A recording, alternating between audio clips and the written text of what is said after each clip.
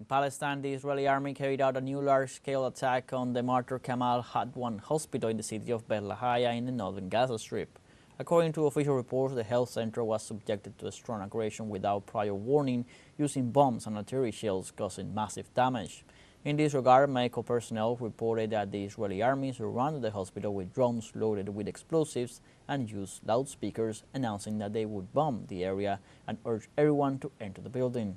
At the same time, the Israeli forces kept firing directly at the door of the medical center, causing panic among patients and medical personnel.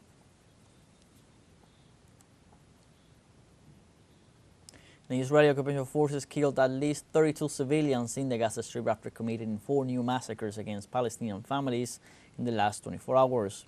Health authorities report that the Israeli attacks also left about 54 wounded.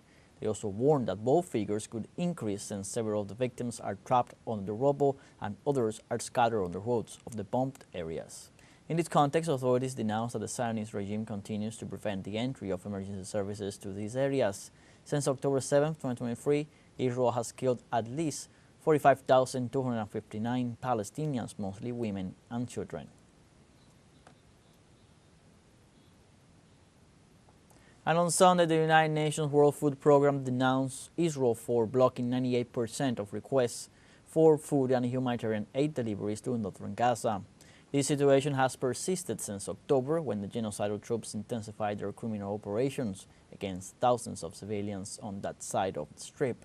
According to the agency, 101 requests have been sent to the occupier to authorize the entry of this vital assistance. Only 2% of these requests have received a positive response. The situation in the north of the Palestinian enclave has been described by the United Nations and various humanitarian organizations as catastrophic.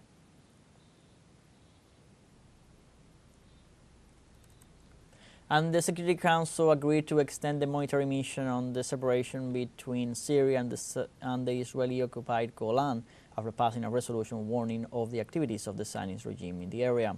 The world's highest peace body recalled that both sides must abide by the terms of the 1974 disengagement agreement between Israel and the Syrian Arab Republic and scrupulously observe the ceasefire. In this context, according to the Security Council, military activities by any actor in the buffer zone continue to have the potential to increase tensions between Israel and the Arab Republic. The organization also stated that this could also jeopardize the ceasefire between the two countries and pose a risk to the local civilian population and UN personnel on the ground.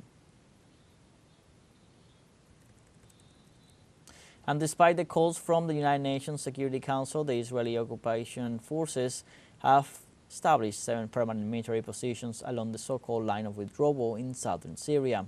In this context, after terrorist groups overthrew the Syrian executive, Israeli troops seized the occupied Golan. Disregarding the historic agreements and the warnings, they have established posts at strategic points, including those guarding Damascus, Dara, and Quneitra. The occupiers' forces have so far seized almost 500 square kilometers of Syrian territory.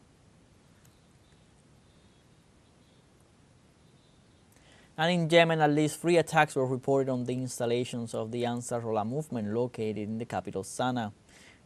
After the attacks in the Yemeni capital, the media reported that the offensives were carried out by U.S. aircraft. They also say that 2 attacks were launched against the Jabal Atan missile base south of the capital. Reports indicate that the attacks were directed not only against military bases but also against the headquarters of the Ansarullah movement.